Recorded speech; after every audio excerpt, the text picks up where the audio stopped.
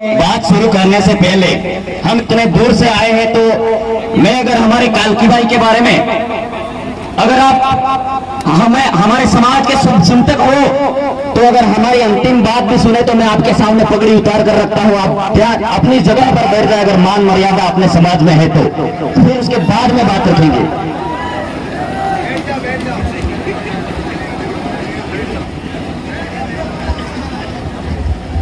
आज इस गोविंदा राज तिलक भूमि पर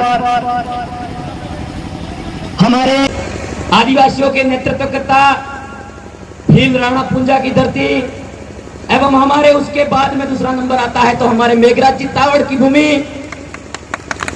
एवं हमारे आदिवासी क्षेत्र विस्तार में रहने वाले इस कार्यक्रम में पधारे कर्मचारीगण, हमारे इस कार्यक्रम में पधारे पुलिस प्रशासन के अधिकारी, हमारे इस कार्यक्रम में पधारे गांव गांव से माताएं बहनें काका कुटुंब को, आप सभी को तहे दिल से इस गोविंदा की धरती को मैं उदा खराड़ी की धरती से जोहार नमन करता हूं। साथियों, हमें समझने में देर कर दी है साथियों, इसलिए कहीं ना कहीं हम चुप कर रहे हैं। आपको पता होना चाहिए हम जिस भूमि पर बैठे हैं उस भूमि का मालिकाना हक किसने दिलाया है। सीधा पॉइंट पर आते हैं साथियों। हमारा जो आदिवासी समुदाय है, जब प्रकृति का प्रादुर्भाव हुआ उसके बाद में मानव जीवन इस प्रकृति में प्रादुर्भाव हुआ तो मात्र मानव था, वो आदिवासी मानव था सबसे पहले। साथियों, जो बाहरी लोग आए उन लोगों ने यहाँ की व्यवस्था को खत्म करने के लिए साथियों उन लोगों ने धर्म के धंधे पकड़वाए कि इन एकता को किस तरीके से तोड़े। वहां से हमारे यहाँ जाति धर्म उच्च नीच के भेदभाव प्रारंभ हुए। साथियों, मैं ये कहना चाहता हूँ, आपको ये समझना होगा हम इस भूमि पर बैठे हैं, वो आपको हमारे पुरखों ने लड़ झगड़ करके, आपको मैं बता दूं 1898 में 1895 से लगा के 1858 में और 1842 से लगा के और पुरखे सदियों से लड़ते आ रहे हैं। आपको पता होना चाहिए जमीन पर बैठे हैं, वो जमीन का टुकड़ा भी किसने दिया है। और हम आज सूट बूट पहनकर नौकरी कर रहे हैं, अच्छे कलम अच्छे घर फैमिली चल रही है, वो किस वजह से चल रही है, उस मुद्दे पर जाना होगा हमें। आपको पता होना चाहिए यहाँ से हमारे 5 से 10-15 साल पहले मेघराज चित्तावड़ भी यहाँ चिल्ला के आपके बीच में बोल रहे थे, लेकिन हमारा आज का युवा जो राजकुमार भाई उनके कदमों पर चल रहा है, किसी ने चलने की कोशिश नहीं की। मैं ये कहना चाहता हूँ, ये इस मंच के माध्यम से मैं कहना चाहता हूँ, जो 1898 में आपका बिरसा मुंडा की लड़ाई में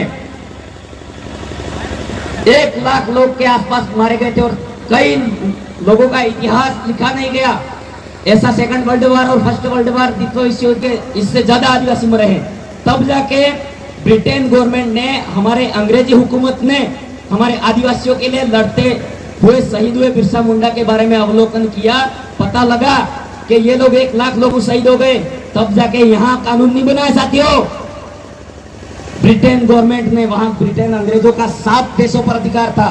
उस समय ब्रिटेन गवर्नमेंट ने यहाँ के इस लड़ते झगड़ते मरते शहीदों को देखकर ब्रिटेन में भूमि संपादन अधिनियम पारित किया। उसके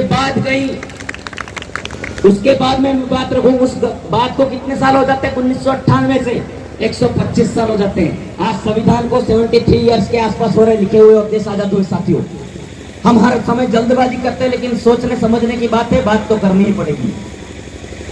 चिट्ठी तो पहले पकड़ लेते हैं।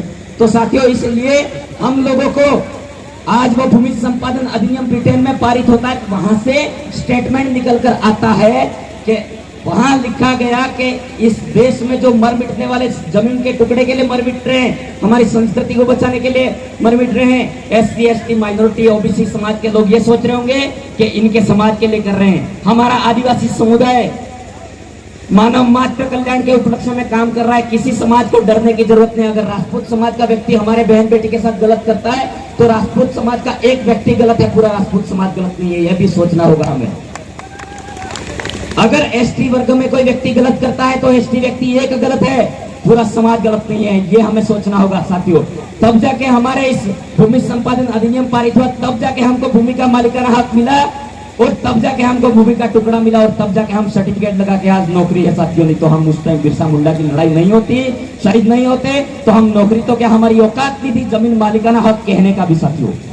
इसलिए हमें हमारे इस आदिवासी क्षेत्र विस्तार में जब भी शोषण होते हैं आप सभी को एक होकर काम करने की जरूरत है और एक साथ में कंधे से कंधा मिलाकर। वो जमाने गए तीर कमान और धनुष से, उनके उस समय उनकी जो व्यवस्था के अनुरूप कार्य करते थे, लेकिन हमारा आदिवासी समुदाय आज शिक्षा के दृष्टिकोण में आगे उत्थान कर रहा है, आर्थिक दृष्टिकोण से उत्थान प्रगति कर रहा है। हमें अंधविश्वास और पाखंडवाद से मुक्त होकर आगे बढ़ना होगा। हमारे समाज में कर्मचारी व्यक्ति यहाँ सोचता है कहीं न कहीं कि मैं क्यों बोलूं जनता बोले। हमारे साथ में टीचर लोग होते ये सोचते हैं कि मैं क्यों बोलूं, लोकेश भाई बोल रहे हैं। मैं खुले मन से कहना चाहता हूं मैं वार्ड पंच सरपंच एमएलए एमपी नहीं बनाने आया हूं साथियों। मेरे भाइयों, मैं समाज का सर्टिफिकेट लगाया है, मैंने समाज का खाया है, मेरे पिताजी ने खाया, मेरे पुरखों ने खाया है, उस वजह से नौकरी हो साथियों।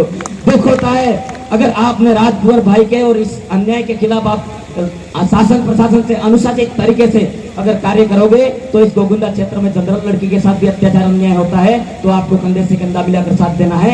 एसटी महिला के साथ होता है तो कंधे से कंधा मिलाकर साथ देना है। पूरे समाज समुदाय में इस आदिवासी क्षेत्र विस्तार में जब भी समस्या होती है, हमारा आदिवासी समुदाय पुरखे जिस तरीके से सबको संरक्षण करने का प्रयास करते थे वैसा का वैसा हमें काम करना है साथियों। थोड़ा जल्दबाजी, रिकॉर्ड जल्दी ज्यादा हो गया क्योंकि जल्दबाजी टाइम हो रहा है इसलिए बोलना पड़ता साथियों। कईयों को समझ में आया होगा मैं ये मान सकता हूँ, लेकिन जितनी भी बातें समझ में आई ये बोल के चले गए लोकेश भाई थे खिरवाड़ा से ये करके नहीं जाना है, ये बातें हैं वो आपको ले जाकर ट्रांसफर करनी है। नहीं तो हमारे समाज के कई बुद्धिजीवी व्यक्ति हुए आईएएस आरएस प्रोफेसर हम मान सम्मान करते हैं, लेकिन उनका ज्ञान खुद का सीमित हो जाता है और वो लोग फिर मर जाने के बाद में शमशान घाट में वो पूरी बुद्धि चली जाती है। हम लोगों को बुद्धि का स्थानांतरण करना, ट्रांसफर करके जानिए बुद्धि, हमारे विचारों को आगे पहुंचाने का काम करना है साथियों। इसलिए मैं आप सभी से आशा अनुरोध करना चाहता हूँ, निवेदन करना चाहता हूँ इस गोविंदा राज तिलक की भूमि से साथियों कि आप लोगों को ये बातें हैं वो अपने सगे संबंधी परिवार में पहुंचानी है। जब भी समस्या होती है कर्मचारी को भी आने की जरूरत है। भाई हमारी बहन बेटी मर जाती है तो स्कूल के जो आपका कार्यालय का समय है उसके उपरांत समाज में आए और आपके सुझाव रखें। आप सामाजिक कार्यकर्ताओं के साथ में कंधे से कंधा मिलाकर साथ रहे। अगर कलेक्ट्री में जरूरत पड़ती है तो सामाजिक कार्यकर्ताओं को अंदर भेजो, आप बाहर खड़े रहो, नियमानुसार करो, अनुशासन भंग नहीं करना है। हमें हमारे समाज सदियों से सभी जीवों का संरक्षण करता आया है। आप सभी से आशा अनुरोध है कि मैं राजकुमार जी रोज साहब को भी आह्वान करना चाहता हूँ। हमारे कालकी भाई के और पूरे टीएसपी क्षेत्र के मुद्दे हैं, आप टेबल में जाकर विधानसभा में बोलिए। मैं ये कहना चाहता हूँ मंच के माध्यम से। आपने मेरी बात को सुना, धन्यवाद। जय जवाहर, जय आदिवासी, जय वीर प्रदेश। अब आगे जय जवाहर।